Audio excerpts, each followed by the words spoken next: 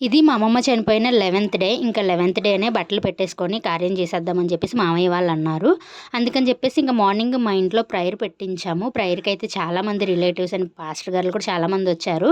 Once prayer అయిపోయినాక food పెట్టాలి కదా! ఫుడ్ అయితే ఇంట్లో చేస్తే హడావిడి అయిపోద్దని మామయ్య వాళ్ళు బయట నుంచే క్యాటరింగ్ ఇచ్చేశారు నర్సీపట్నం. ఫుడ్ అయితే చాలా టేస్టీగా ఉంది. మోర్ దెన్ 13 ఐటమ్స్ అనుకుంటా. నేను స్టార్టింగ్‌లో వీడియో తీద్దామని చెప్పేసి మర్చిపోయాను. మధ్యలో వెళ్ళాను.